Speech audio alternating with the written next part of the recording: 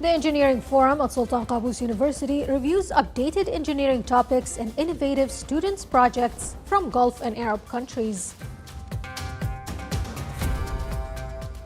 And Israel announces the suspension of the entry of humanitarian aid and the closure of the crossings in Gaza until further notice, and Hamas calls on the international community to pressure Israel to stop these measures.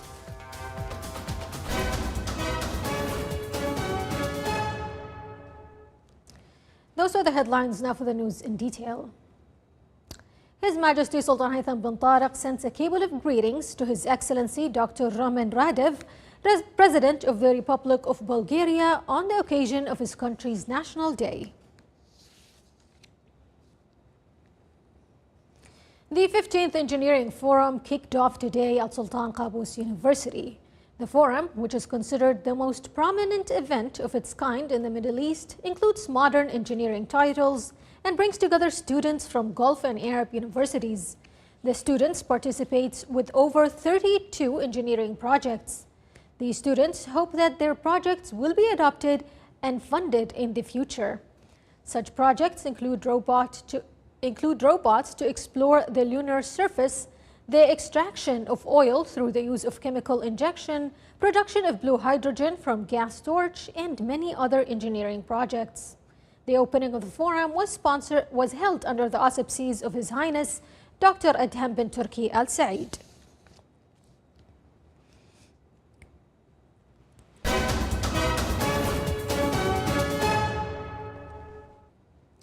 The Israeli Occupation Army announced the suspension of the entry of humanitarian aid and all goods into Gaza Strip and the closure of crossings until further notice. A statement issued by Prime Minister Benjamin Netanyahu's office stated that the Prime Minister decided as of this morning to suspend the entry of goods and supplies into Gaza, indicating that Israel will not accept a cessation of the war without the release of prisoners. Hamas considered the Israeli government's decision to stop the entry of humanitarian aid as blackmail, calling on mediators and the international community to pressure Israel to stop these measures against the Strip. Earlier, Cairo had witnessed intensive talks on implementing the next stage of the ceasefire agreement as the first stage of the agreement reached its end. Hamas announced that there were no negotiations on the next stage of the agreement, renewing its rejection of extending the first stage in the form proposed by Israel. The Israeli occupation forces stormed the villages of Kafr Ne'ma and Dir Ebiza, west of the city of Ramallah in West Bank, without any news of arrest. After the worshippers finished performing the Isha and Tarawih prayers in Al-Aqsa Mosque, the occupation forces stormed the courtyard of the mosque, forcing the worshippers to leave. The Israeli occupation forces also set up a military checkpoint in Jebel al-Rahmah in the city of Al-Khalil.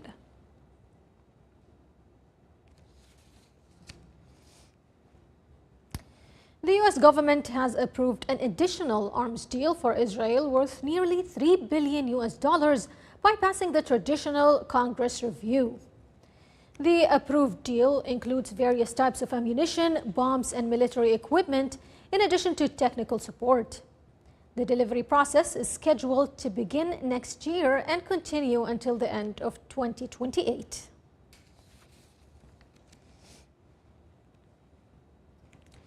European leaders meet in London today to agree on a common position on ending the war in Ukraine before the Ukrainian Prime Minister meets King Charles III. British media reported that British Prime Minister Keir Starmer is seeking to leave Europe ready to lead peacekeeping efforts in an agreement if an agreement is reached, especially in light of American pressure to end the war and reach a peace agreement with Russia. The meeting will also discuss American calls to increase defense spending. Britain had previously signed a loan agreement with Ukraine worth $2.85 billion to finance military support and rebuild Ukraine in the future. The Ukrainian Air Force announced that it had shot down more than 60 drones launched by the Russian Air Forces towards Ukrainian territory. Ukrainian security sources confirmed that the attacks launched by Russia targeted the regions of Kharkiv, Poltava, Samai, Kyiv, Zaporozhye, and Kherson, and that the number of drones launched amounted to 79, but most of them were intercepted by Ukrainian air defense units.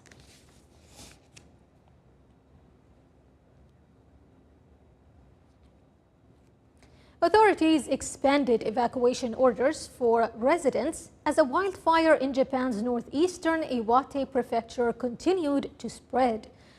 More than 1,400 hectares of land and nearly 100 homes have already been burnt, and one person has died as a result of the fires. The Japan Self-Defense Forces have mobilized helicopters to contain the fire, which has been burning since Wednesday, while over 4,500 residents have been ordered to evacuate the area.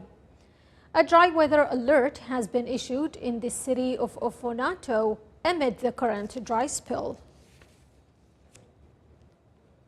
The Russian space agency Roscosmos revealed the successful docking of the Progress MS-30 cargo spacecraft with the International Space Station manually. The agency stated that the spacecraft was able to transport a cargo weighing more than 2.5 tons of various materials and equipment, in addition to fuel and drinking water, to the space station. The Progress MS-30 spacecraft was sent last Friday on a board rocket from a space base in Kazakhstan. It is scheduled to complete its mission within 193 days.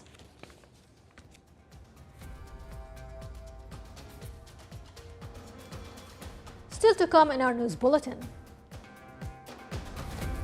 Bulletin village in the Wilaya of Rostaq is witnessing the launch of the first project in the Sultanate of Oman concerned with developing agricultural tourism.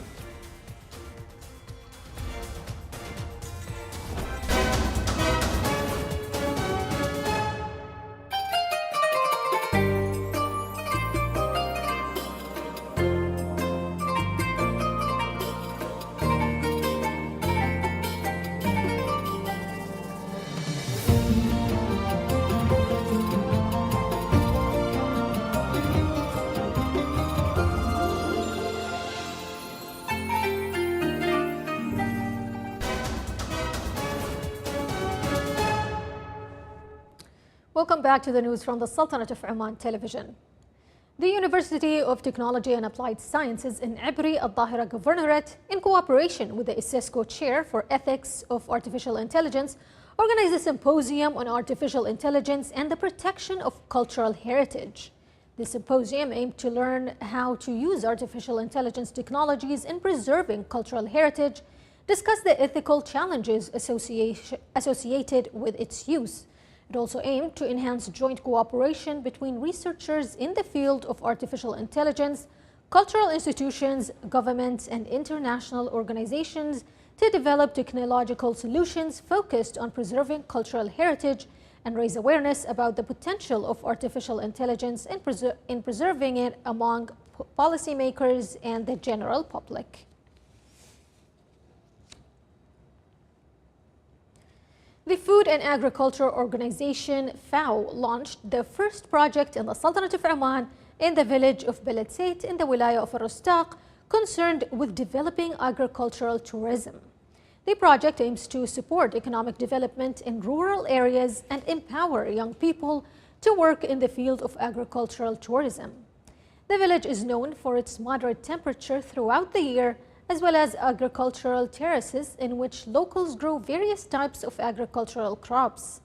The FAO, through this project, aims to support crops diversification in the village, which contributes to sustainable farming and food security.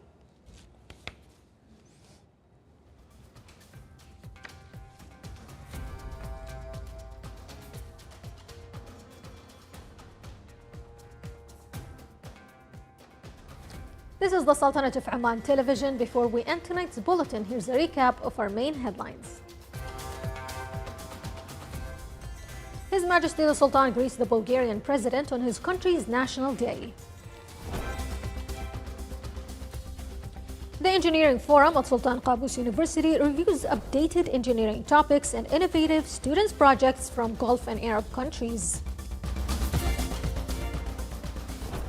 And Israel announces the suspension of the entry of humanitarian aid and the closure of the crossings in Gaza Strip until further notice, and Hamas calls on the international community to pressure Israel to stop these measures.